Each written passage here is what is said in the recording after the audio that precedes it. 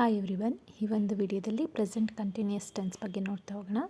This tense is used to express the action going on and is used to say the work of future tense decided in the present. It means ಅಂದರೆ ನಾವು ಇವಾಗ ಯಾವುದೋ ಒಂದು ಕೆಲಸವನ್ನು ನಾವು ಮಾಡ್ತಾ ಇದ್ದೀವಿ ಪ್ರೆಸೆಂಟಲ್ಲಿ, ಅದನ್ನು ಫ್ಯೂಚರಲ್ಲೂ ಮಾಡಬೇಕು ಅಂತ ಡಿಸೈಡ್ ಮಾಡ್ಕೊಳ್ಳೋದು. ಅಂದರೆ ಪ್ರೆಸೆಂಟಲ್ಲಿನೇ ನಾವು ಇನ್ ಫ್ಯೂಚರ್ ಅದನ್ನು ಮಾಡಬೇಕು ಇದನ್ನು ಮಾಡಬೇಕು ಅನ್ನೋದನ್ನು ಡಿಸೈಡ್ ಮಾಡ್ಕೊಳ್ತೀವಲ್ವ.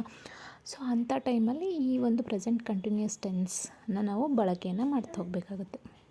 ಇಲ್ಲಿ ಹೆಲ್ಪಿಂಗ್ ವರ್ಬ್ಗಳಾದಂಥ ಈಸ್, ಆ್ಯಮ್, ಆರನ್ನು ಬಳಸ್ತಾ ಹೋಗ್ತೀವಿ. ಹಾಗೆಯೇ ಇಲ್ಲಿ ವರ್ಬ್ ಜೊತೆ ನಾವು ING ವರ್ಬ್ ಫಾರ್ಮನ್ನು ನಾವು ಪ್ರೆಸೆಂಟ್ ವರ್ಬಲ್ಲಿ ಬಳಸ್ತಾ ಹೋಗ್ತೀವಿ. ಹಾಗೆ ಐಗೆ ಆ್ಯಮ್ ನಾನು ಆಲ್ರೆಡಿ ಹೆಲ್ಪಿಂಗ್ ವರ್ಬ್ಗಳ ಕ್ಲಾಸನ್ನು ಮಾಡಿದ್ದೀನಿ. ಸೊ ಅಲ್ಲಿ ನೀವು ಅದನ್ನು ಹೋಗಿ ನೋಡಿದ್ರೆ ನಿಮಗೆ ಈಸಿಯಾಗಿ ಅರ್ಥ ಆಗುತ್ತೆ. ಈ ಶೀಟ್ ಜೊತೆ ಈಸನ್ನು ಬಳಸ್ತೀವಿ, ದೇಗಳ ಜೊತೆ ಆರನ್ನು ನಾವು ಬಳಕೆ ಮಾಡ್ತೀವಿ.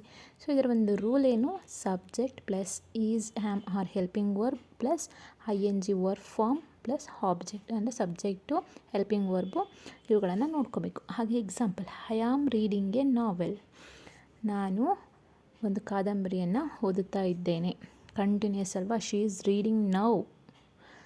ಹಾಗೆ next, she is eating an apple. ಅವಳು ಸೇಬು ಹಣ್ಣನ್ನು ತಿಂತಾನೇ ಇರ್ತಾಳೆ ಅಲ್ವಾ.